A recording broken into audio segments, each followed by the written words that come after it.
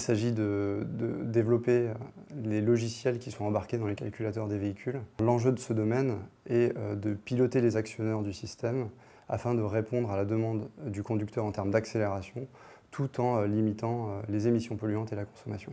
Plusieurs aspects déjà de contexte pour positionner la recherche à IFP Énergie Nouvelle. Le premier, c'est que les normes sur les véhicules sont en train d'évoluer, évoluent de façon assez conséquente, ce qui entraîne des évolutions technologiques sur les moteurs thermiques. On voit une complexification des systèmes, à savoir le système d'air, le système de combustion, les systèmes de post-traitement, qui augmentent énormément le degré de liberté de ces moteurs et qui complexifient fortement le contrôle de ces systèmes.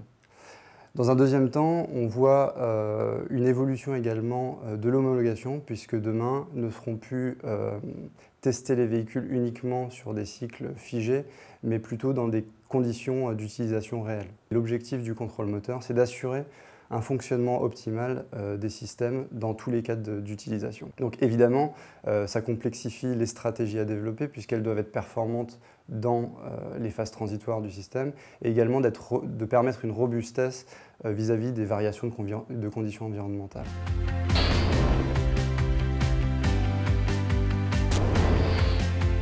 Les logiciels de contrôle moteur se complexifient par cette complexification, comporte de plus en plus de paramètres de calibration, de paramètres d'ajustement qu'il est nécessaire de régler. Et ces réglages sont faits par moyens expérimentaux, donc coûtent très cher en termes de coût de développement. Pour répondre à ces problématiques, on développe à IFPEN des stratégies qui sont basées sur la modélisation physique des systèmes. De cette façon, cela permet de pouvoir piloter le système de façon optimale tout en limitant l'effort de calibration.